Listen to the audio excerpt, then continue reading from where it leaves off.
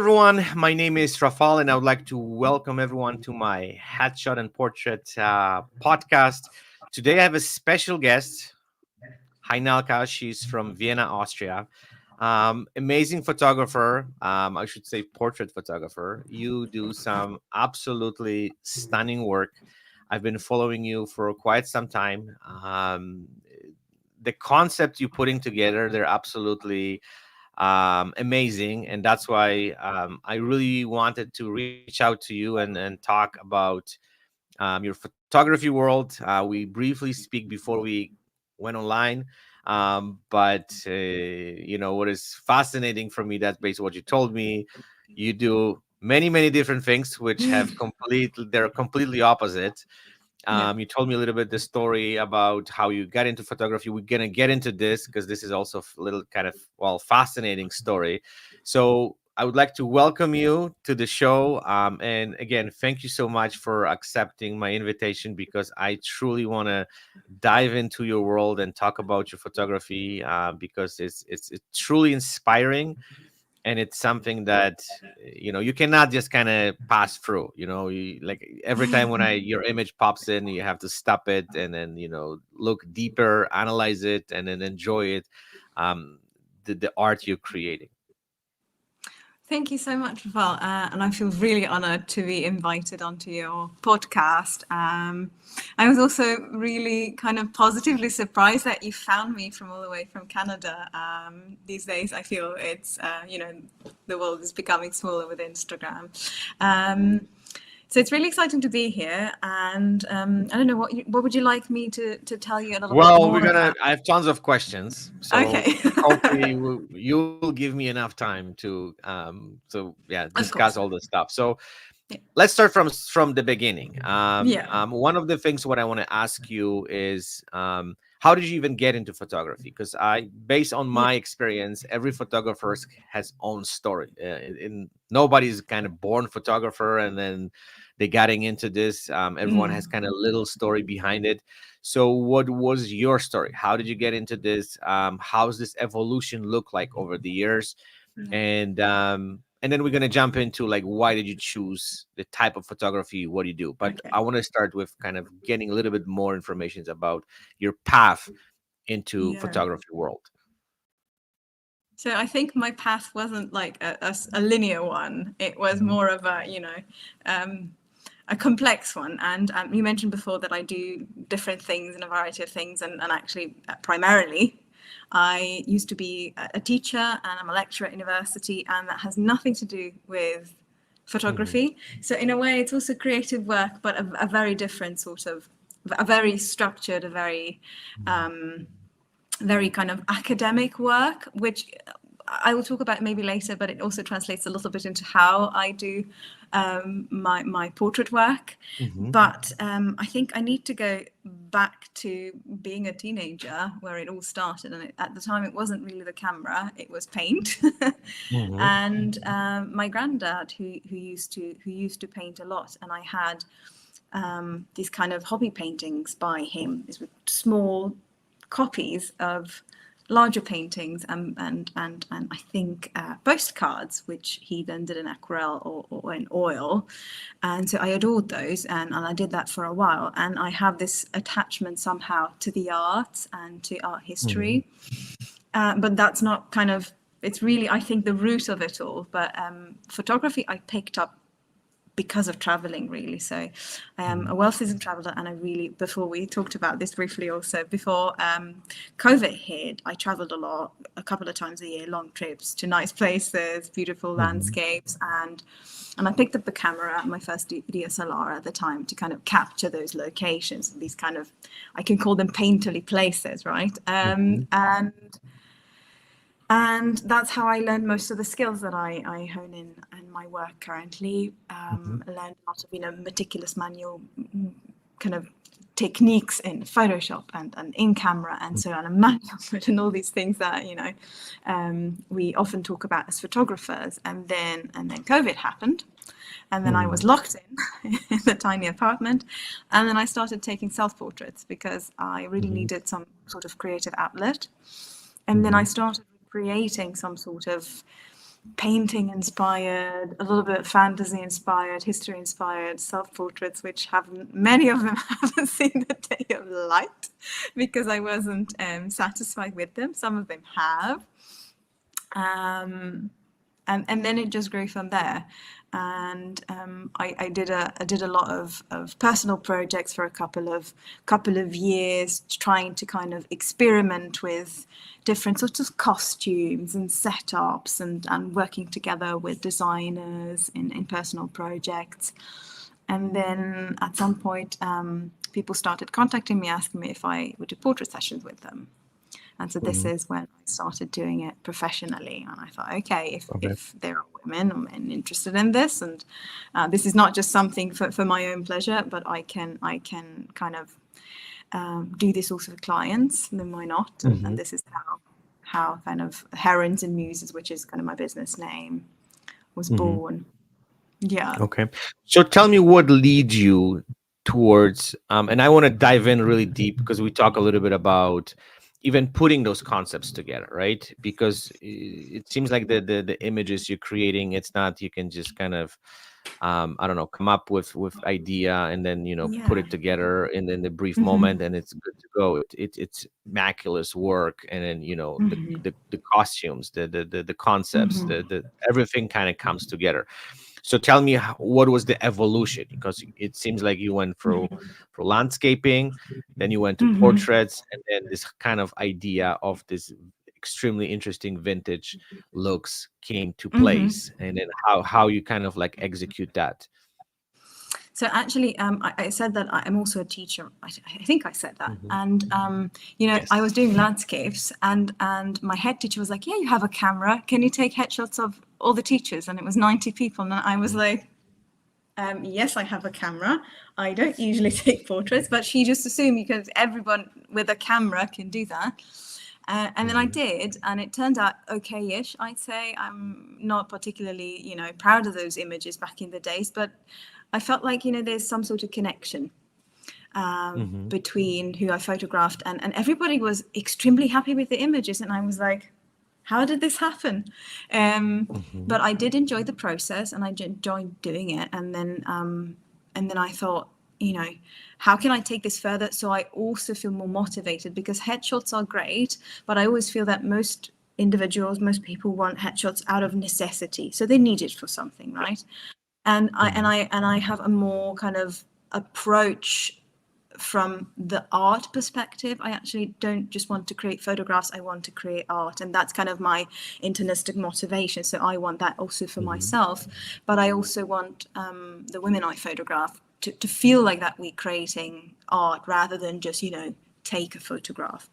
And so every time I have a client, we walk through a very meticulous process of what we're going to do. And so when the first time they get in touch with me, I do a sort of a discovery call. And we kind of find out if I really am the photographer for them. So we just, just like you and me now, we chat a little bit. I ask them about how they found me, what they like about my work, and why would they want me to photograph them and not somebody else.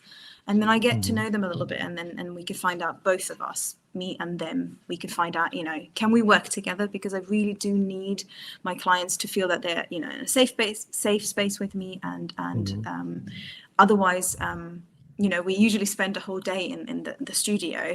Otherwise, that would be a really tedious whole day together if we felt like, something's a little bit off.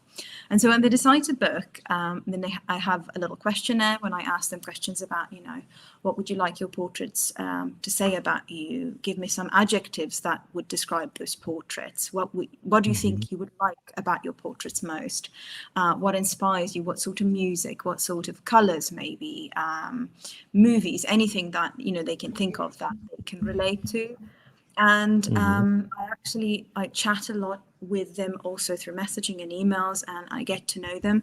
Normally there's a 2 to 3 month preparation time for each of these kind of sessions.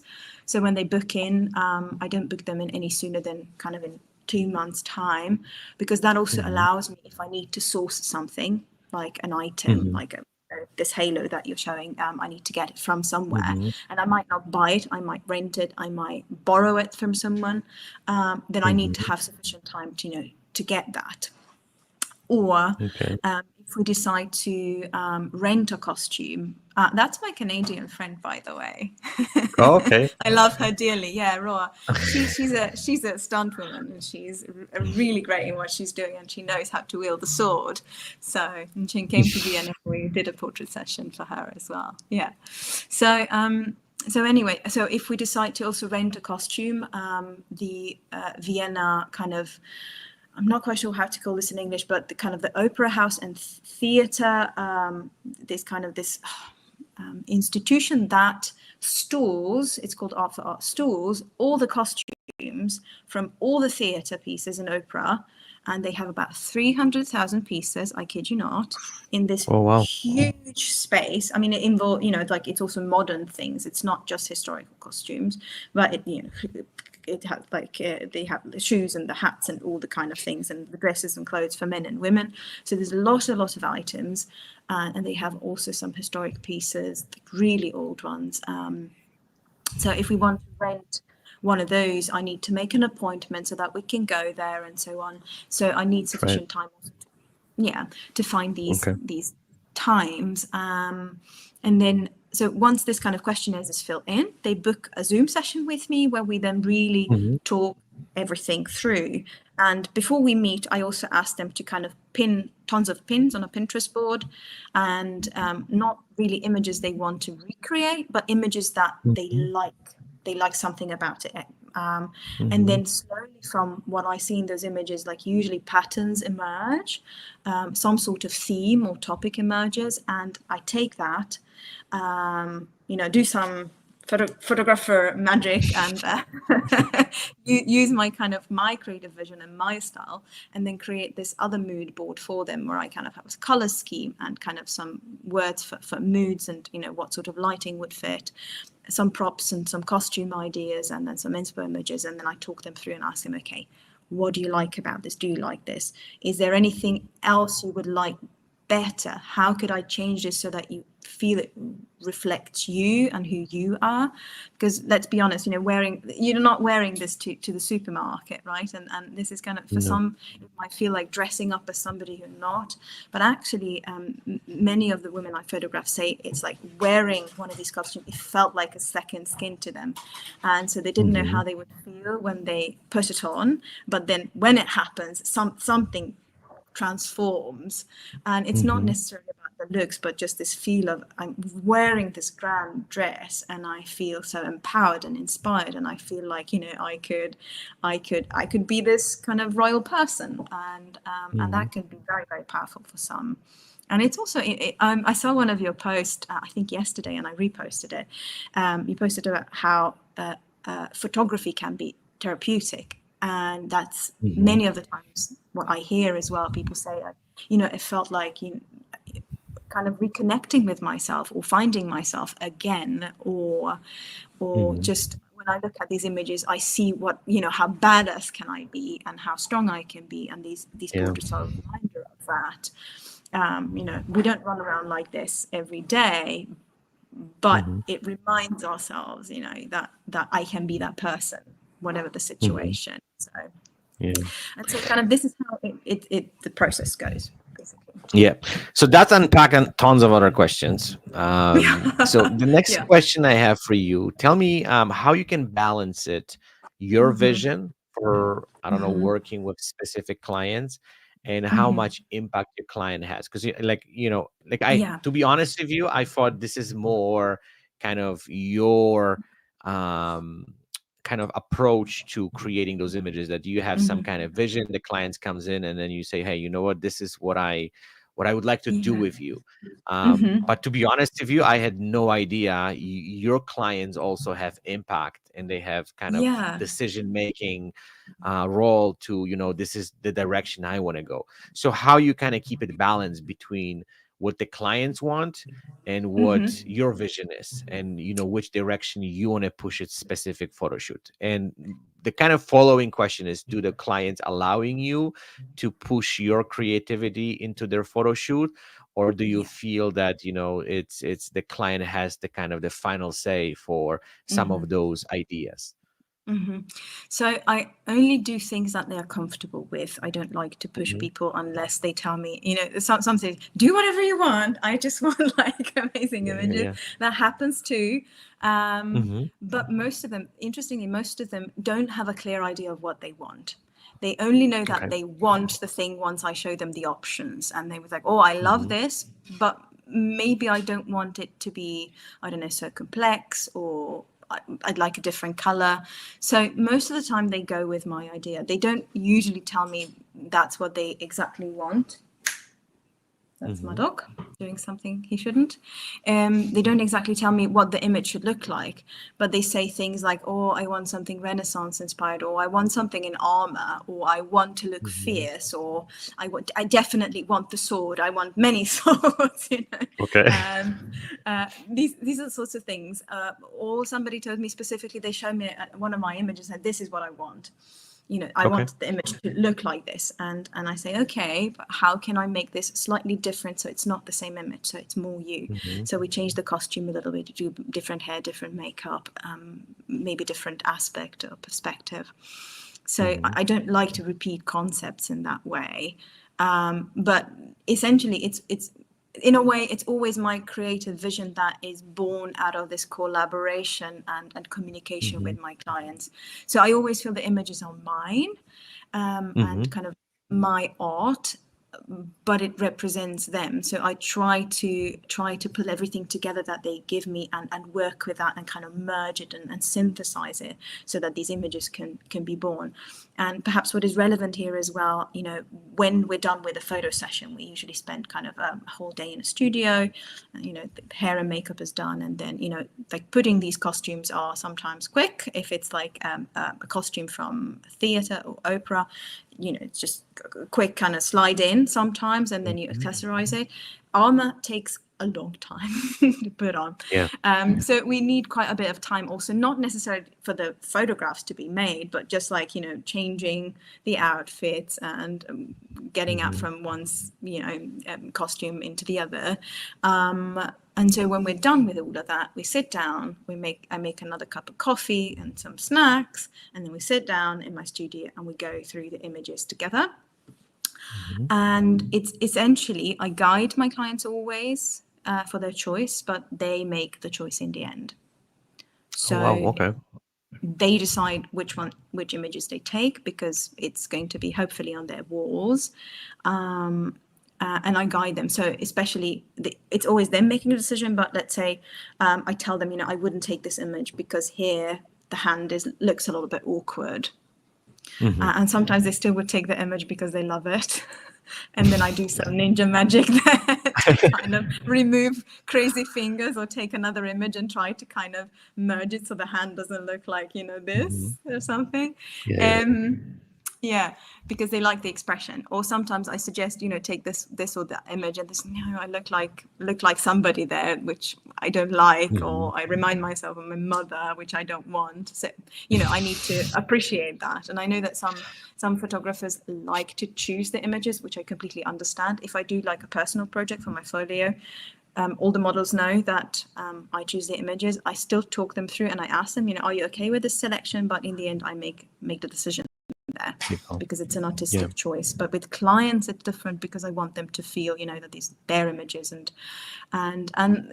they allow me, to kind of implement my creative vision. Also Hmm. in post processing, I Okay. have free hand, but I always kind of check in with them. Are you okay with this? Okay. If I think this or So, that. so before we jump into getting those costumes, this outfits, I have a Yeah. question. Like, so when you have a photo shoot, you have a client, are Yeah. you focusing on one specific look, or you have bunch of them, and then let's say the clients, let's say you have this look, and this look, or you just focusing on one? How that usually works in your case? So usually for the design session that I have with them over Zoom, I usually prepare 3 to 4 things. and we aim to kind of implement them. Some of them are, with minor changes, same costume, different set, or different costume, same set, but it's always made in a way that it's connected to a theme in a way. So it's kind of somehow there's an element that links all these images. Either it's color, it's props, it's something in there that if they take their 5 or 10 or 16 images, that if they spread them out, it makes sense to them. It tells some sort of a story. So this kind of, if you put it in an album, it would be some sort of progression from this to this, at least for me and for them. I'm not quite sure if anyone else, from outside looks at these images could tell, okay, these are connected. But, if the client looks at this like this one flower, maybe that pops up in all the images hidden somewhere, or it's a similar background, or it's a headpiece, or if they have something very personal with them, like a ring or like a necklace that reappears in those images. So we usually do at least 3 things, 3 different costumes, but they need to be somehow connected, one way or the other. And it might be also that it's kind of it's inspired by a particular historical period, like the Renaissance or like the Baroque, but then everything else has changed. I've also had somebody come over from New York, and she really wanted to do Alice in Wonderland. She also wanted to do a ballerina inspired set, and then we did let me think very quickly, and then we did something Renaissance, but it was all connected with color, so it was all pastels, and blue was in all of the images, for instance. So this is maybe like a really, I don't know, weird question, but there's no weird questions. No weird question. Okay, but so when I look at your images, it's like you're taking these people to completely different era. Like just the costume itself just makes you like, whenever even I look at those images, just makes you feel like you just go like, in the past, like, you're just moving back, hundreds or even like, a lot of time back. Do you kind of feel throughout the session that is impacting people like emotionally and mentally, like how the session feel? Because like it's like, even for looking those images, just like in my mind is just like, it's just going to completely different time zone or different era of history, and it just brings this, like, I don't know, just kind of really interesting emotions, how that feels throughout a photo shoot. So maybe for this, it's important to know that I'm a very slow photographer. So I'm not the person who goes like, takes 1,000 pictures. I take maybe 300 images during the whole day, which is still a lot of images if, the client is asked to look at them and they go like, oh my goodness. But I'm a very slow mover. So I teta, camera, laptop, and the client see the laptop as well. And I go like, could you move the pinky? Let me just adjust the hair, may I? So I'm like, in this particular image, Fenella was standing, I was like, could you look like this and think of X, Y, Z? And okay, let me just adjust, the nap with like the, what is it, the kind of the little napkin, I'm not quite sure what you call it, handkerchief, sorry. And then let me just go in and let me just adjust this slightly, and then I go in and then move her hair. And so that's how I photograph. So it's very slow, but at the same time, we actually have a lot of laughs, because that's also in a way comical, when you move around to the client, just, can you move your pinky just like a little bit so that it's not like that? And then I have plenty of like model images to show them hands, because, some of them who have been photographed before, especially if I work with actresses or models and some individuals who are used to the camera, they would go with the, and it's like, no, that doesn't look like, that's not the look, please like move it. And, we have lots of laughs really. So it's kind of a fun session, sometimes emotional. It really depends on the person and what we're trying to capture. Mhm. One of my return clients who I love, and actually many of these women I photographed become friends in a way, because we stay in touch, and they become repeat clients, because they want that feel. And Mhm. it's usually not sadness. It's therapeutic in a way for some. And then one of these Mhm. lovely clients that I wanted to mention, she is getting a heart surgery, I think in spring next year, Mhm. and she wants to kind of commemorate that milestone in that she'll be photographed with that scar, and I find that really really amazing. So, and it's not sad that she's so excited about it, and she's been Mhm. telling me about it since August, and we already are planning, what could work with that, so that it's in Mhm. kind of this. She loves antiques, and so she also collects little trinkets and things that she could bring in for that session. So we kind of already are planning, but it really depends. So in that case, it sounds like something sad, but she's so absolutely excited about it, because if you think of it, heart surgery is, it's not something that you do a Yeah. lot, and it sounds super scary. And she wrote to me over WhatsApp, something like, yeah, actually this, the fact that I know that I'm coming in for the portrait session to have, a portrait of that scar makes me really excited about the surgery. And that's kind of heartwarming, but Oh. also, yeah, it feels like what we do matters. It's not just photographs, it does Mhm. matter. Yeah. So, So let's talk about, because we briefly touched this, yeah. about this therapeutic impact on Yeah. your clients. I've experienced that even through, like, much simpler type of photography, which are Mm. headshot. That that sometimes this whole thing, it changes people because they have to expose themselves, they have to look at themselves. Hmm. They're Yeah. going through this very intense and interesting experience, learning about who they are, and Hmm. then So in Yeah. your case, you're just taking this to completely different level, because it's just an entire experience, from preparation for months, Hmm. coming up with the ideas, and then it's Hmm. just a photo shoot. Then you reveal those images, and it's just a massive, massive, massive mental impact on these people. So how you see those clients? Do you think that those sessions really transform them and make them different person? They look at themselves differently. How much impact those sessions have on your clients? Mhm. I think it's difficult to say because every person is so very different. But I don't think it transforms them. I think it just brings something else out of them that they're used Hmm. to, because they're out of their comfort zone, and they realize that they maybe, sometimes they're anxious. Before many of the clients come in for the first when they come in, they come in for the first time for a portrait Hmm. session. They have never had their portraits taken, so they're a little bit anxious. But then, as they, see the first images and they go, "Wow, this is me." That's Hmm. very empowering, I feel, and that's what they tell me as well. It's empowering, inspiring, Hmm. and that kind of, I think that's something for sure that they take with them from every session.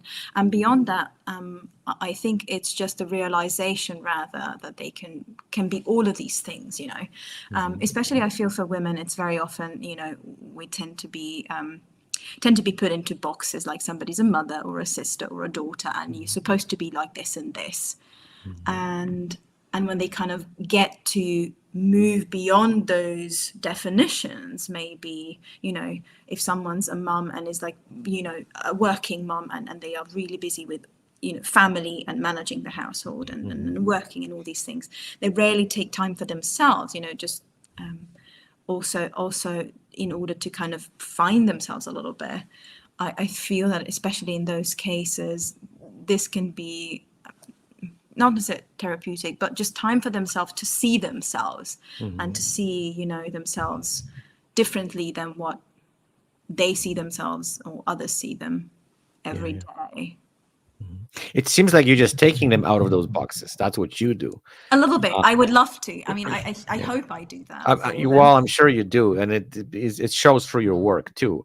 And then that was my main question, because if Hmm. someone is having this, I would say, life where, there's so much going on, and as you said, they put in the box that Yeah. it's just the kids, family, and then all this things which we Yeah. have to do in order to go through the life.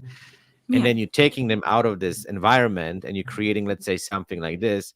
I don't think they're going to look at themselves as a mom or whatever, right? You just giving them completely different feel about who they Yeah. are, how they feel about themselves. And that's why I ask you about the transformations, because maybe you don't agree with me, but I deeply believe that, if you do something like this for some woman, and then, she can see herself on from completely different perspective, Yeah. there's no way they don't feel, as you said, empowered. It's not going to transform them. It's not going to give them this, I would say, energy which changed their life. Even, the story you told about is surgery, this lady who is coming, Yeah. I think this is like one of the most inspiring story ever, because, Yeah. in general, we are scared of, surgery, especially those serious ones. And Yeah. through your um work, through the process of creating this portrait for her, she look at her life and everything, what it's coming from completely different perspective, and you just giving this completely inspiring and positive vibe. It's incredible. Thank And you. I think, and this is one of the things what I want to point it out, is that photography change people, right? And as you said, this is what we do. It's important. I don't know if everybody sees that, but the more I talk to photographers, they telling me all these amazing stories about how specific photo shoot or session or whatever changed their life and changed the directions of their life, right? So that's that's Yeah. that's pretty amazing. um I just wish that more people will recognize that, yes, photography in a way is a luxury, but you're giving yourself this luxury of immortality because you're going to exist in these oh, photographs absolutely. forever. And, especially if have a family, these are going to become family heirlooms. And Yeah. people always say, like, oh, I wish I had the time or the money, or I wish I were lighter, taller, whatnot, younger. Mhm. But there's the I think, especially if I think of surgeries and all sorts of things, and Mhm. COVID, and lots of tragic things that have happened around my own life, we make the mistake to think that there's always more time, but Yeah, sadly we there's not. don't know how much more time there is. And Yeah. you're always pushing this, oh, I will do this portrait session, I don't know, in 5 years Mhm. time, or when my children grow Yeah. up and I have more time for myself, or when I finish this big job, or when I lose weight, or when I gain weight, or there's always if. And then you keep kind of pushing this thing when maybe this is the thing that you actually need to kind of make you feel a little bit better about where you've got, and all the milestones in your life, and all the success that you maybe Mhm. don't realize that you have already. So Yeah. it's this, I think photography is this wonderful thing. And people used to pay so much for paintings, and that was normal, to hang a painting of yourself at home. And then when I talk to clients about you're going to get this in print, and Mhm. European homes are small, so I start out small so they can upsize if they want to. But small apartments don't have so much wall space, Mhm. but they get like a folio box where they can change the images and kind of always look at a Yeah. different one. And then some of them be like, yeah, but prints of myself in my house? And yes, exactly, because you need this reminder, because where do these images go then? On a Yeah. hard drive, a USB stick? It's different if it's, I feel like business photos, you always need to renew them. You take them every other year at least. But, something like this, you don't do every other year, I feel, Mhm. Yeah. unless you're really hooked. And then you come back every Yeah. year, and then you Well, I'm buy sure I something. would be hooked. Yeah, because it's Absolutely. fun. It's fun. It's co-creation of art, and this creative process also is something extra that you take away, and then you feel like Mhm. you created something meaningful Mhm. with me. And for me, Yeah. that's also my motivation, because I feel that whatever I pass on to my clients, it's meaningful for Mhm. them. But I also feel like this is genuinely something that I love making. Mhm. And so I think that, I hope at least, I hope it Yeah. comes across at some point. Absolutely. So let's kind of switch gears a little bit. And this Yeah. is the topic I don't like to talk much, but if I don't, people are gonna be upset with me. Is it the Uh, AI question? no, it's not. It's the Not yet. technical questions. I want to Yeah. talk a little bit about the lighting Yes. you're using Yeah. for your photo shoots, how you approach photo shoots, Mm-hmm. all these technicalities. So tell me, like, what's the process look like? You using Yeah. strobes, you using constant lighting? Tell me a little bit about this technicalities, because I know So, people always want to know that, right? So. yeah. I actually moved into a very cute, cozy little studio in Mhm. April, and I have amazing natural light, but I'm a strobe Okay. person. So I used to do a lot of natural light, obviously. I know my way around it, and I used to do some outdoor sessions, and sometimes I do. I also do some weddings here and there, which are Mhm. not my favorites. But if somebody I photographed already comes up to me and says, I'm getting married and I don't want anyone else to do these, and I go like, okay, because I find weddings so immensely stressful. I, like hat off in front of all the wedding photographers who can deal with this on a permanent basis, because I feel so stressed out because you don't want to miss anything.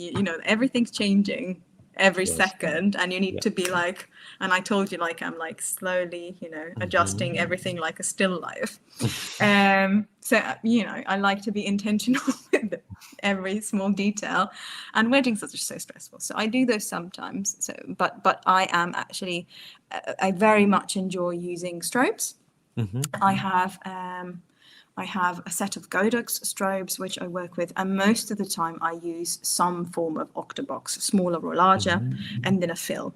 So I actually use pretty simple lighting setups that Mhm. mostly resemble a Rembrandt light. Okay.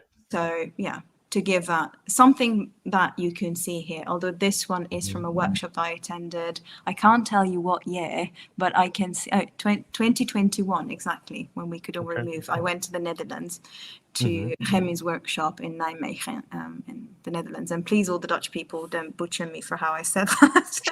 I'm not, but she's an amazing photographer, and she built a couple of sets, and this is one of the sets. And Mhm. she used to photograph a lot of historical costumes on children. Mhm. So, but the light setup is pretty much similar to this. So, Mhm. depending on how much drama the client wants or I want in a personal Mhm.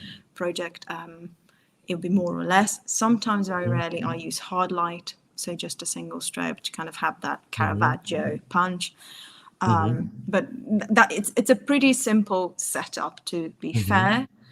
But and sometimes some clients say, oh, I thought it would be more complicated, but it doesn't have to Mhm. be complicated to be Yeah. impactful. You know what I've learned, that a lot of photographers, and this is just like the story which is repeating itself. They going Yeah. hard with lighting, and they just Mhm. going to like a simple setup. It's Yeah. kind of interesting that it's just Hmm. kind of like Yeah. at the beginning we think that the more it's better, but it Hmm. seems like the with the And time and experience, the less we use, the more simpler it is. yeah. It's kind of something which works better, and then we have a little bit of more understanding, and then we can just pull way more out of it, right? Yeah, I fully agree. And I did experiment with loads of different things, because I also do more contemporary sessions where they're kind of still my look, but without the historical costumes, Hmm. modern clothes, and so on, a little bit maybe fashion inspired, depending if that's what the client wants. Hmm. But the preparation is the same. It's the Hmm. same. It's just kind of, we don't have the historical costumes. And so I experimented with all sorts of different things as well. But then I settled on this because it was always the images that look like that I liked, Hmm. and that I felt mostly connected to. And the other was nice as well, but I felt like, this is more like me. It reminds me more of paintings. And so that's kind of a soft light source, always an Hmm. octagon or an umbrella. Depends on how I feel that day and what I Hmm. want to set up and what fits best. And then my camera, I used to be a Nikon shooter. Hmm. I used to have a D750, I think, and then it started becoming soft, and the focus didn't work that Hmm. great. And then I was like, Okay. it's a heavy, bulky camera. I had this 85 millimeter lens, which was heavier than the camera. I loved it. It was Hmm. beautiful. and it just got really tedious. And then I switched to Sony. So Okay. I use Sony Alphas. I have two models. I think I have the 7R, and then I need to look this up, and then I have another one which doesn't have so many megapixels. That's my backup camera, the older one. But yeah, very simple setup. Usually I use a 50 or a 85 millimeter lens. Okay. That's Okay. it. Enough of Yeah. technicalities. Let's jump into the costumes itself. Yeah. So my question to you is, okay, so there's two questions. Yeah. We briefly talk a little bit, about how you're getting access to them. But my main question is like how you choose them. So, like you have the kind of idea, or, you talk to the client, or you have some concept which, you'd like to kind of put in life. Could you tell me like how you get them first? Because it seems like there's many different ways you can get access to them, and then how you make the selection, Yeah. because it seems like you're very particular about what you're going to use. I know the client has a little bit of impact on this, but let me talk about this process of getting the look you're going after. Yeah. So in this image, you can see this is something that I got off of eBay, and this is just a linen Okay. dress. And I was looking something that looked Renaissance-y. This has nothing to do with historically accurate costumes. I just got a cheap dress off eBay because I needed something red for this one. And then that was for this one. It was this one was a personal project with Anna, and we just wanted to create something for my folio because I just acquired that little cape that you can see there. And I was like, I want to do something with this cape. What could we do? And then Anna was saying she wants something princessy. So this was not so much of a complex one. This was more for practice. She's a model. She was, I think, really young at the time, maybe 18 or 19. And this was still on my Nikon. So you can also see, let me just check, that's 2021 still. So it's 3 years ago. So that is just, sometimes it's just really simple things that I try to quote unquote upgrade with some accessories, like a crownlet that is handmade, and I think I ordered that one from Ukraine. So all of these items have a little bit of a story, and since then I think I said this before, I like to call it, I have a collection of loads of things.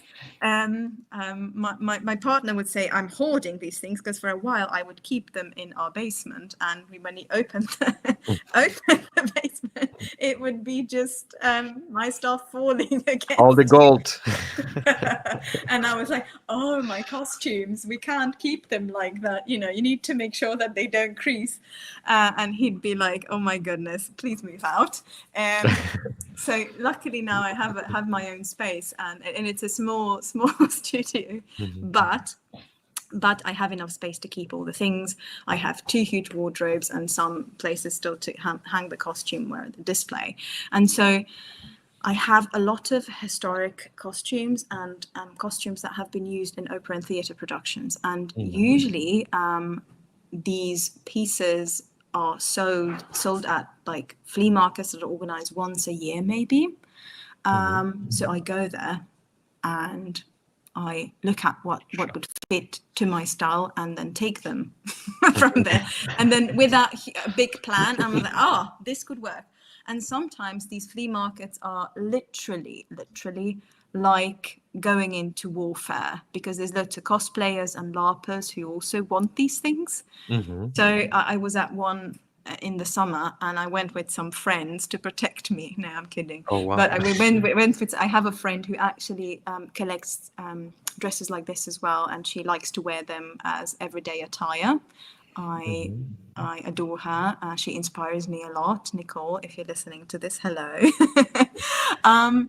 So we went to one of these flea markets, and you basically just, grab whatever you can that looks decent, because some of these items are really damaged. And I managed to get a piece that is gorgeous pre-Raphaelite piece made of real materials, meaning not plastic and polyester. And it's probably from the 50s. Oh, wow. So it's already, it's still made out of silk, and you can tell that the silk is already falling apart. So if you are on my Instagram account and you see a blue pre-Raphaelite dress, like a Renaissance-y dress, in front of, you need to scroll up to the newer ones, up. And that particular dress has a really quote unquote funny story, because I didn't look at it very closely when I bought it. You can scroll more. I will tell you when it stops. So that kind of dress has a really interesting story, because it's gorgeous, but I never looked into the dress. I cleaned it, I steamed it, I kept it clean. More. I'm so sorry. Yeah, stop. And the one that you can see in the middle there with the mirror. So that's a little video, I'm afraid, exactly. But if you scroll further up, so you're looking for that dress, but further up, there's also a carousel image, I think, of the same dress, same series. More, scroll. So I never looked into that dress, into the inside, because it has like this huge sleeve. There it is. And I love this dress. It's gorgeous. It's really heavy velvet. But what you couldn't see when you bought it, that there were swastikas in the inside of it. Oh, wow. And it was the weirdest thing, because obviously we live in the Vienna, and luckily when I took these images, the makeup artist noticed it, and it was, I think, 4 of us on set. Nobody saw, and I was just holding it, and my assistant was like throwing it, and I don't know, arranging it. And then one of them was like, "Have you seen what's inside the sleeve?" And I'm like, whatever do you mean? And then we looked, and I got so embarrassed. I never noticed, and I looked at this thing close up, but when you kind of zoom out. So yeah, that was a weird situation. So I always Photoshop it completely. If it's visible. But that was inside, right? That's what you said? Inside the sleeve, exactly. Oh, okay. And so anytime anyone wants to choose this dress, I warn them. I apologize. I never knew, but this was, it's a beautiful dress. But and I was told that it's probably because in the 50s they used all materials that they still have left pre-war. So I'm not quite sure what piece or what production this is from, but that was a weird moment. And most of the dresses have some sort of a funny story behind them. Most of them are really small, because ballerinas, they're made for ballerinas' bodies, so they're size 32. I'm not quite sure what that is in the American system, for instance, but it's just really small, like probably a 0 or -2 or something like that. So many of the times when the clients are wearing them, it's just open in the back. So I adjust it so that it's not visible, and obviously we don't always take photographs from the back of the dress, and so as long as it's not visible. Yeah, and that's why they're also many times sold, because the places that rent them can't rent them because nobody can actually wear them to an event. So they get rid of them because they take up space, and space is something that they always need because new dresses are coming in, so they kind of and so this is how I can enlarge my collection if I come up with something that is. So they move to your space. That's what you're saying. Yeah, exactly. Because I always say for photographs that I always try them on. I'm a size S, 36, and if it fits in the shoulders and in the front, I'm like, okay, the rest I can work with. I never alter them because I feel like it would be just butchering a piece of history somehow. So I don't have them altered. I have them cleaned. Sometimes I need to clean them myself because they don't get taken. With the cleaners say, okay, if I clean this chemically, it's going to be ruined and it's going to fall apart. So I clean them myself. But yeah, and then slowly the collection grows, and I need to stop buying stuff because I don't have much more space where to put them, or I need to kind of pass on some of them that I feel that maybe are not going to be used. So how many sessions do you do per, let's say you get this amazing piece, and then so you're doing, I don't know, few sessions with the same dress, and then you just move on to the next one, or there is some pieces which you keep, and then if the client is interested, you can use it. How the process look like of selecting and keeping them? I keep them all if I can. Okay. I'm not hoarding, I'm collecting. Because clients sometimes come to me and say, I love photographs in that dress. I love that dress. Do I fit into that dress? Could you take photos of me in that dress? So I don't really get rid of them.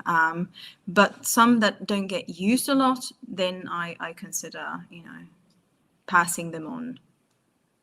So that's the life cycle.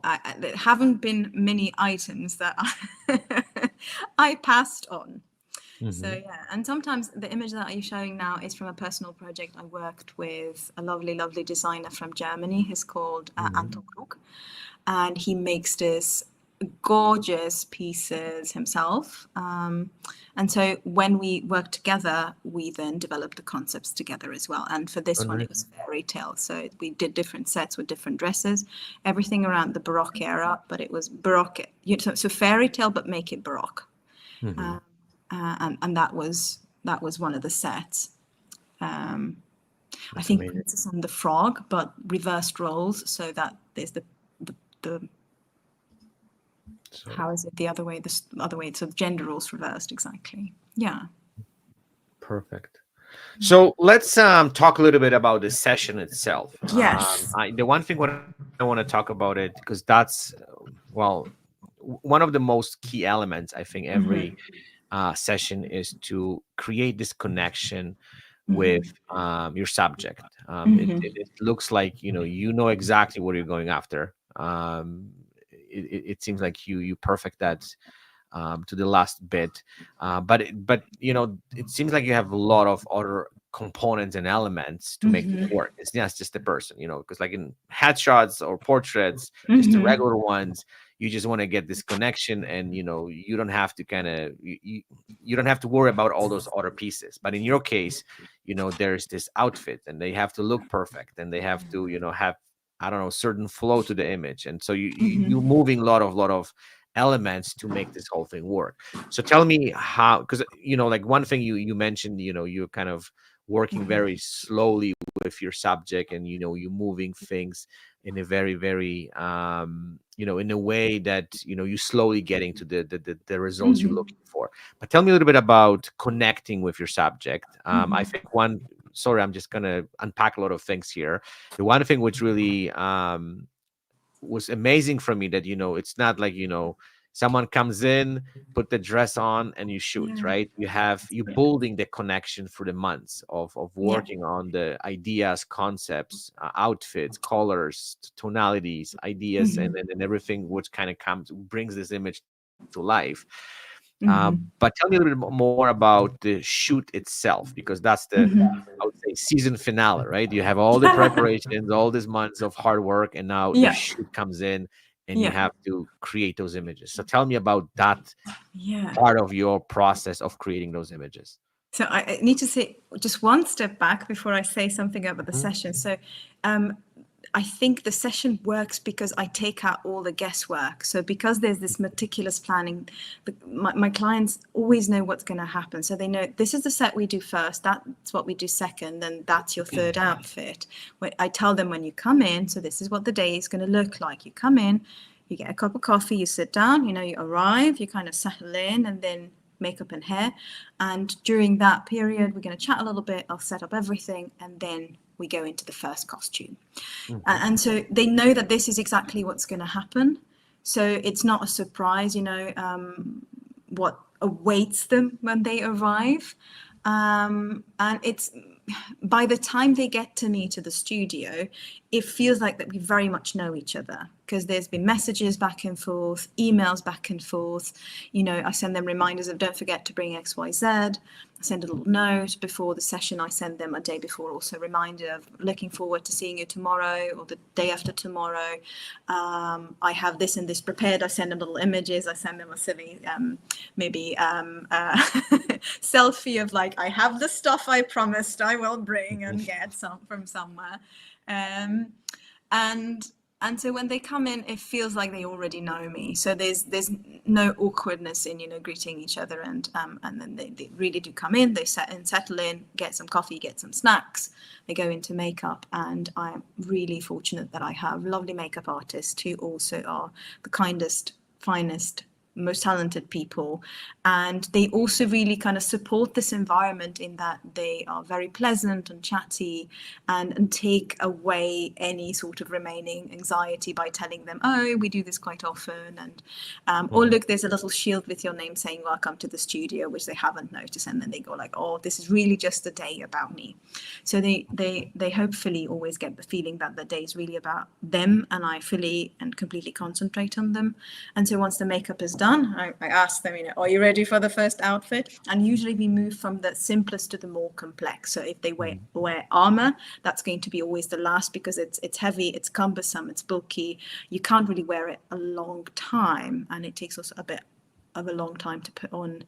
So we move from the simplest to the more complex things, and we slowly kind of work ourselves through the plan. And I always have their mood boards open. I show them, you remember we said we're going to do this first and then this next, and this was the inspiration, and they get like, oh, okay, I remember.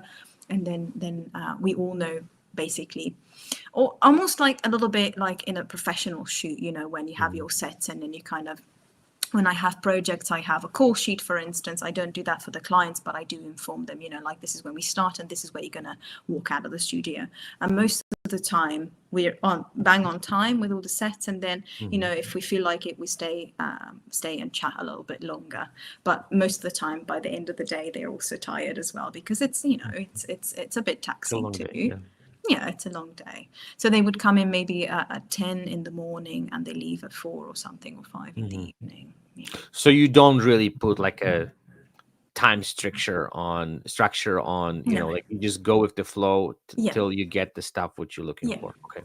Yes, especially also because I feel that some clients need a little bit longer till they warm up, until we get like really the first image that is that is it for that set.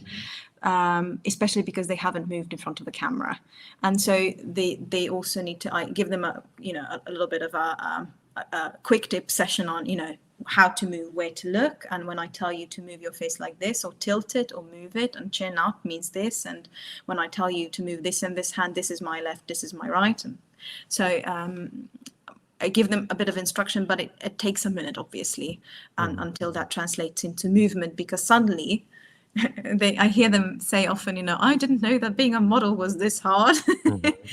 Because it's a lot of coordination, you need to turn it a slightly different way. Maybe it's not so, it doesn't feel so natural, and then you need to put your chin up, or look a different way, and make a connection with the camera. So it's not so easy for the first set, maybe. So that's why also simplest to the more complex. It's a little bit like teaching. I said, I think at the beginning, that a lot of what I do in my day job translates into how I approach this creative process, that everything's organized, that everything is step by step, and there's a lot of explanation, and kind of also educating the client on what to expect, so that there's no anxiety and no stress involved. I think that also helps in the session, so that they can feel safe and be themselves, really, in front of the camera. So it's actually a long process. By the time they're at the studio, hopefully we're at a kind of a connection level that they don't feel anxious anymore when they arrive. Absolutely. Amazing. It's interesting for me that you take completely different approach to a lot of those things, which I think is important, and I think, and again, I'm not trying to change the way we look at photography, but like we quite often rushed, right? And I always hearing the high volume headshots, for example, where people shoot, let's say, 300-400 people a day, and it's like how you can even connect with anybody. So like you take completely opposite approach, where you really closely work with the client. You work on all those little elements, details, just to make sure that everything is more than perfect. So that's pretty amazing. Yeah, I mean, I think, sorry, just to interrupt, I think all of this has validity, because there is definitely the need for that other sort of photography as well. And I think I think it's amazing that it's so many different approaches, and so every client can choose what works best for them. And I think that's the beauty of it.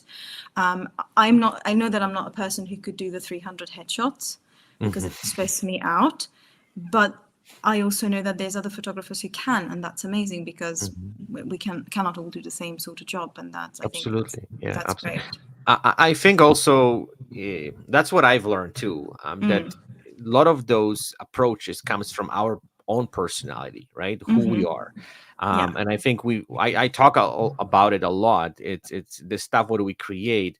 It's Mm-hmm. also kind of reflection who we are, right? So we not Yes. only learn about the subject or our clients, we also through that learning process to get where we are we have to Mm-hmm. learn a lot about ourselves, who we are, how we approach, how we see things, how we connect, how we approach people. There's a Mm-hmm. lot of learning about who we are. And then for me, for example, like it's interesting journey too, right? So I'm Mm-hmm. sure in your case, by doing what you do, you also learn a lot about yourself, which is Absolutely. And it's with every client it's different, but it's always, I always feel that I always get something out of it as well, Mhm, something positive for myself. And it's not just the images, but that connection, or we had a lovely chat and then we found so many touch points where, and similarities, although we live very different lives or live in very different places, and it's still kind of that common human experience. mhm, And in a way, I always think we're here. Photography is a lot of the cases about connection, even if it's high volume photography. And I think that maybe the little spark that I feel in my images is that kind of connection with the clients and the models that I work with, mhm. at least for me. Yeah. So I think that's definitely something that is important for me. I couldn't, and that's why I always I couldn't just work with really anyone and everyone, Mhm. because I think we need to have a level of understanding so for this to work, so that we can Mhm. co-create their Yeah, portraits. absolutely. So recently I had this conversation. I don't know, I'm sure you know this photographer, Jason Bath, and he told me the kind of interesting thing Mm-hmm. because he also is like the work he produces is just absolutely stunning in my opinion. I Mm-hmm. really love his work. And then he works really hard. So his session the same like yours. Like he goes for hours Mm-hmm. and hours and hours. Mm-hmm. So like, literally his subjects like crawling out of his studio because they just so beat up. But like that's how much intense. But what he told Yeah. me, which was kind of interesting, was the fact that he says, the images is kind of side product. It's the whole experience. It's just the Yeah. working and trying things and then experimenting and then Yeah. go pushing things towards things which are unknown. That's where this magic happens. And Which what is he which told is true. Yeah. it's true, yeah. And this really made me thinking because like we only see the images at the end of the day, right? Yeah. And people just look at it and like, oh, it's kind of cool, but nobody knows the journey towards that Yeah. image and how much sweat we had to put in it, how much work goes into it, how much Mm. things which have to go and work together to make it work. Yes. And it's not just like really the images, it's all the messages, it's all the communication. So it's loads of invisible backstage work. And in the session, I'm all for, I love a well planned session, because I know Hmm. these are just things that we absolutely must do, and we will kind of cover that. But there's always a little bit of, can we try something else as well? And usually the clients go with the image that we just tried. Yeah. So which wasn't planned, and so there's a little bit of experimentation always. Hmm. Also depends on the client and how much they're willing to try. And I also Hmm. kind of, I think that is something that I always need to be very mindful of. I need to make sure that they're not too tired. I need to kind of Hmm. always kind of see where they're at, and then Hmm. when I say like, this is the last set, I see that you're tired, we can take these 2-3 images and then we're done. Is that okay with you? Hmm. Because sometimes you can just see that it's like really difficult to to move now, because it's also a very new experience. And I always also talk about, it's not really just about the portraits, it is about the portrait experience, the whole of it, the whole planning and Funny. everything, because through that does this all become so much more meaningful, I feel. Yeah, Yeah. yeah.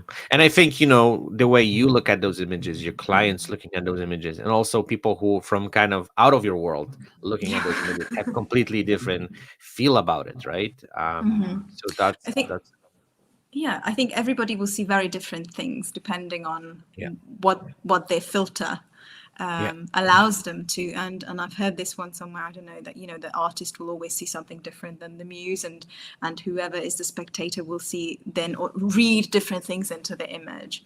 Yeah. So and I feel that that's extremely fascinating, because if I were to show you like a portrait that I took and I ask you what you thought of it, you might say very different things that Absolutely. what I would. So, and that's the Yeah. beauty of it. That's the beauty of art. And Yeah. I feel all photography is art somehow. Yeah. Yeah. I'll give you some like a really interesting example which kind of hit Yeah. me because it's related to photography, but it's from completely different genre. Yeah. So I have my really close friend. He's a pianist, and he's like one of the top pianists in the world. Wow. And so we had a discussions about art quite often, and then Yeah.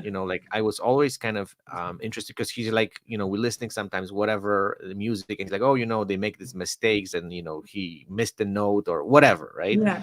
And then I was thinking, like, like I would love to hear the music the way he hears, because he's so engraved into this Yes. world, and he's probably this hearing sense is completely on completely different level. So he hears things which we cannot even imagine, right? And that kind of related me to, like, if the same kind of we can apply to photography, that we see things completely different than anybody else, and especially if you create some image, all the little details, every little Yeah. things which you put into it, right? Even the experience itself, as you said, giving you completely different meaning to the image, and you have completely different feelings. And I think that's just also fascinating about what we do, that there is way more deeper. And this is what I said at the beginning, that every image has a story. It's kind of Yeah. something that we cannot really see the big picture just by looking at the image. There's way more for behind this whole creation, right?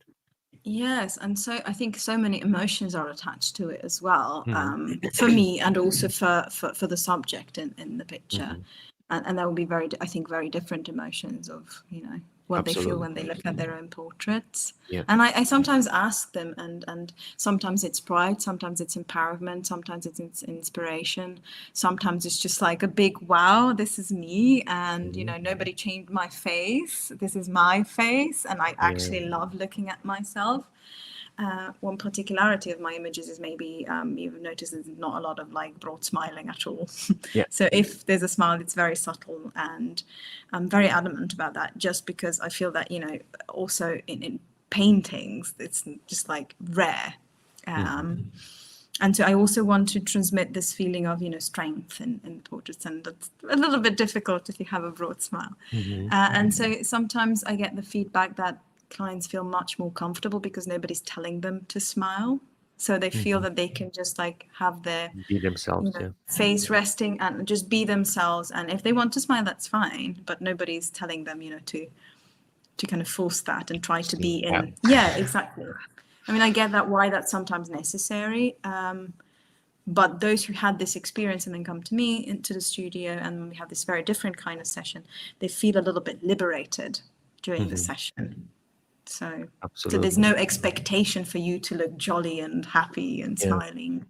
And I feel that that's also that, coming back to full circle, perhaps also a little bit therapeutic. You could just be in front of the camera without having to just, and you just move Pretend. some of the limbs and you turn the face, and you can just still look genuinely into the camera and not having to smile. So. Absolutely. Okay, so let's Yeah. unpack one element which also I'm interested in. Tell me a little bit more about your retouching process. So you get the images, Oh God. and then they have to go through some kind of retouching process. Tell me a little bit about, because this is another huge element in photography Yeah. nowadays, right? And it is for me. It's kind of it absolutely is. Yeah. So how's the process look like for you? Do you retouch your images yourself? You outsourcing them?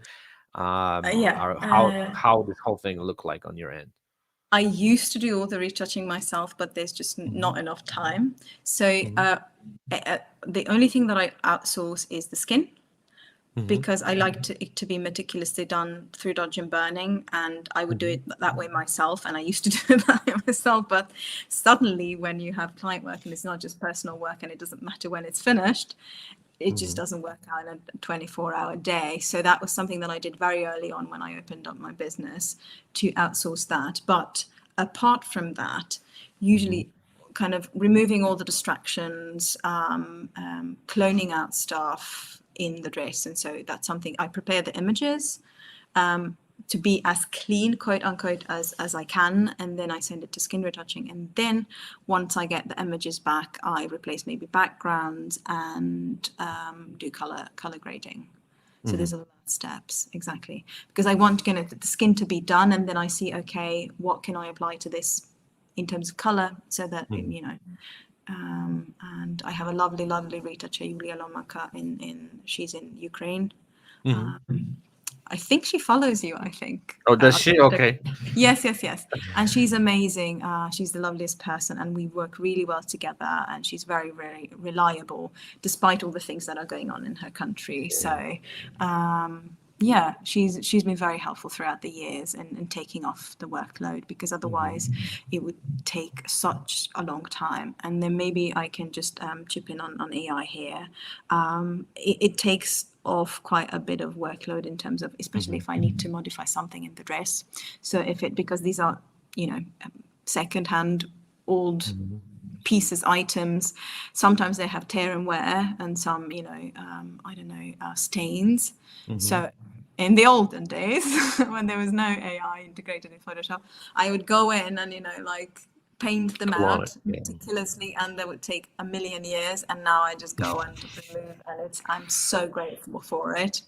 I think I made a little bit of reel on it as well, where there's like crazy hair flying around, and then I can replace that. Clean it up. That's kind of the very first step. So I clean up everything, and then I give instructions to Julia of what to remove, what to not, because some clients, if they have scars in their face, or let me think, sometimes they want particular lines to be removed. I always ask them specifically, this is how I retouch, would you like anything else, would you like something to be removed? Otherwise I only remove things that are not permanent, like blemishes. Sometimes they say, could you remove that one more? I really wouldn't like that. Then I obviously do it, because it's their port. So for sure. So let's dive in a little bit more into AI, if I can. So what is your opinion on AI? Because this is one of the questions I'm always asking photographers, because the way I see it right now, there is huge debate over this. There's people who are completely against it, and they losing their mind. Some of them that this is the end of photography. And there's some people who are more optimistic, and they approach this more as a as a tool. It can help us. We can somehow use it to speed up the process of retouching or fixing things, or adjusting things, which back in the days were extremely difficult to adjust. But the one thing what I want to actually point it out is, when it comes to your type of art, do you think that AI might help you to, creating specific looks? Because, I'm kind of playing a little bit with clothing replacement, whatever. It's far from perfect. Let's start with that. It's not really something that it's close to be in the position where, you can really see that, okay, this is something which is really, really cool. But I think it's getting there. So we on the path that at some point you might come up with some concept or some, I don't know, clothing idea, and the AI will be kind of able to implement that in our image. So let's start with AI in general. What's your thought on this? Is it something which is scaring you? Are you more kind of optimistic? What's your take on it? I am actually very optimistic. I understand both sides. I understand the fear around it, because there's so much we don't know about it. And generally, AI in kind of visual AI in photography, it has been problematic. There have been many cases, where images have been used without consent for, being reproduced and so on. But I am very optimistic, and I'm not fearful, because I see the opportunity and I see the possibility in it. And I also am in teaching, and it's a very same problem. Either either people are completely against it and fear it and they want to kind of prohibit the use of it, or you find out how this can work for you. And from where I stand, because my work is so much based on human connection, AI cannot replace that. And of course, I'm sure you can find an app that will create similar images, but will it still be you? And will you have the experience and the connection and the emotion? Well, probably not. And I have clients who have had those generated images, but they still came back to me to have those portraits taken where they are in front of the camera. So for the kind of work where I am, I think my work will not be replaced in that sense. But of course, the same images can be, can be created. And so I understand that, for instance, when you can upload selfies and then you get headshots, that is not something that photographers want. And that I find also a little bit problematic, to be honest. But then again, I think AI is still at a stage where you can tell, kind of. Yes. My brother tried it and sent me the images, and I went like, what is this? Is this AI generated? And he's like, this is good enough. And it's like, what do you want to use it for? Maybe for Tinder, maybe it's good enough, but I wouldn't put it on your LinkedIn. So yeah, I don't know. 100% agree. And then I think there's a little bit because I've heard that some of those big social media platforms, they started really pushing back on this AI headshots, where they literally forbid people to upload those images. They still fake. I'm trying to kind of understand the process, but still, this is what you said, and 100%. I've heard this from few photographers actually, that nothing can replace the experience, right? That if someone wants to really high-end portrait with this amazing experience of creating it and then getting through that process, AI is never going to replace this. If you're looking for something cheap, something which is going to just, I don't know, makes you goes by, then you can do this, AI headshot or portrait, whatever. But nothing's going to replace the AI not the real experience, creating something like this with artists, for sure. And I even feel like for product photography and commercial images, I can still almost always tell that it's AI generated. And then sometimes I just like, really? I mean, I'm a photographer, of course, so I have a different approach. But I feel that, if it's about a product as well, it will generate, I feel, a better response if it's a real image, because then you have, you think it's more authentic, whatever that product might be. And then you can think of it. Feels more realistic. There's no question. Yeah, I mean, at least for me, and that's what I think. That's what I still think that photographers are very much needed, because only you as a photographer can implement a creative vision for a product as well. And the same for the headshot. That kind of AI generated thing is just really for those who are price shopping anyway and want to pay the least amount of money. And I feel that they don't value the work, and it's a different or difficult topic, and a different topic maybe, but but at the same time, those are the clients we don't even want, right? Because if they don't value, but also like when you as a headshot photographer guide your client, it will be such a different image and such a different emotion that will be transported, that AI cannot do that. It just can't. And I don't think at going least to be yet able now. to. Yeah, absolutely. But you know what? So I'm playing with AI quite a bit, and then I'm trying to kind of understand where this whole thing is going. But the one thing, and I always repeat this to every photographer, that AI is good, just to fixing things, or I don't know, changing the background, those type of things. It's really usable at this point. Yeah, but when absolutely. it comes to any body parts, human face expressions, it's really far. No. And anyway, anything that's supposed to be detailed, it just doesn't get the depth, and it just weird, just really genuinely weird. It's great for hair, I think. If you need to kind of correct hair, if there's loose strands of hair somewhere, that's very good. Or if somebody has color patches, I found it really great in correcting that. So if somebody had like a weird color and there's a patch, and then I don't need to clone stamp it out, but I can do that with AI, and that's a click, and I'm like, amazing. But anything like hands, no way. Not even nails. It's just like Oh, something really genuinely creepy comes out of it, and I'm like, oh, really creepy, really creepy. Halloween and horror Ha- movies. Well, I Like, would say even worse than Halloween, because Halloween still has a little bit of, yeah. there's some balance, but Yeah, yeah, yeah. when it comes to. So I think we're not far enough, but it's learning fast, and so I'm curious Mhm, to see where it goes. But I think also we need strict regulations of what it can or cannot be mhm, used for, and where the data can come from, because I feel that that's still an issue, because our work can be yeah. also used as, and so basically you can say, I want a photograph based on the style of XYZ photographer, and then you can just generate that. That's problematic. Mhm. I Yeah. think the technology is ahead of the legislation. I've been Always, hearing this. always. And in the EU, in Europe, it's like the system's grinding really slowly. Oh, yeah. So the lawmaking process is incredibly slow, and so that's why I think it was last year that they wanted to stop the development of ChatGPT so that the legislation can catch up. Yeah, Not going to happen. yeah. Technology is No, much quicker, but yeah, we no. have to see And what's I going on. think it's everywhere the same. I actually I was part of recent there's a Canadian photography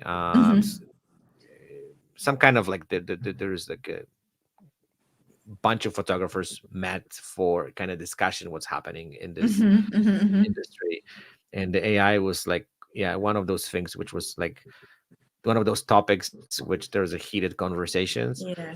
And I But yeah, totally understand why so many yeah, issues and with then it. and one of the biggest issue was the lack of regulations, and nobody knows. I talked to someone who actually is part of conducting competitions when it comes to photography, and they said this is a massive problem. At least they have Yeah, right now software and programs which can analyze the image, and they can tell you this is real or fake, or if there is yeah. anything done artificially through AI, so they could automatically disqualify images. But they said it's just a matter of time that the AI becomes so good that they're not going to be even able to recognize which is fake, what is real. Yeah, I mean, I um, think as photographers, we have a good trained eye, and most of the time you can tell, because there's also, if when I use it for correction, I can see there's a different pixel structure than yes. the image itself. So if I zoom in, and I'm one of those people who like edit like this, Yeah. 400% zoom, and then let me just move that lash, Little and pickle. then and then it's like you move, it's like, this looks weird. This, like how it Yeah. how it did the remove, and then I do it 50 million more times till it kind of looks decent. Yeah, but that's just it's a me problem actually. Yeah, yeah, yeah. I'm very particular that way, but you can still tell. But I think give it 5 years, you won't be able anymore. I Yeah. think. So, Well, we'll we'll see, right? Because yeah, who we knows? can have a Maybe chat they're in gonna hit 5 years' time and then come back to this and Yes. Oh, see. I'm sure we Yeah. will at some point. I'm sure we will, Yeah. because there's I mean, there's a lot of competition. development. Yeah, competitions already state, like I do sometimes participate in competitions. They do state that AI is not allowed, or kind of all work needs to be your own and not generated, and so on. So, I mean, for retouching, it's fine, but for small changes, but not for like major elements of the image, Yeah, which I think is absolutely. Okay, so that leads us to the final question. Oh. Yes. So what would be the advice your advice to photographers who are starting off? People who want to get into this business, they want to go to this industry, they want to become artists, they want to create stuff what inspires not only them but other people. What would be your advice to them? Oh wow, I have so many things I want to say, but I think it's just be persistent. Just do Mhm. the thing and practice it, and don't give up, because sometimes it becomes frustrating when you want to kind of get a certain look, but you just can Sometimes somehow I think can all the do time. it. And it's, I want it to look at this way, but it's just not working out. Don't give up. Try another time. Be persistent, and at some point you're gonna get there. Mhm. I think hard work always pays off. I can't tell you how many thousands of hours I put into watching YouTube videos and then testing things, and then they didn't work, and then I was tearing my hair, and then it just worked. I figured it out. Yes. So I think that's a good takeaway. Maybe we all need to start somewhere, and we're never really good at anything we start straight off. So it needs Absolutely. time. Yeah. Absolutely. Thank you so much. Thank you That so was much. pleasure chatting with you. I Yes, hope we same. can do this again in near I'd love future. that. I'm gonna be following your creations. It seems like the stuff what you're doing there, not only as I said, extremely inspiring, but also something that brings amazing flavor to the photography. So thank you for chatting with me, for sharing all those little secrets, and all this stuff, which just as I said, gives so much amazing flavor to what we do. Thank you so much. It was really such a nice chat, and I'm really happy that we got to talk and found a time and date despite the Yes, differences and the absolutely. distance. So Absolutely. yes, Well, you know what? I think sometimes you just have to be, as you said, persistent and then patient, and then when things meant to happen and happen. So I'm glad yes, that we were able to absolutely. do it. Yeah. Thank you Perfect. so much. Okay.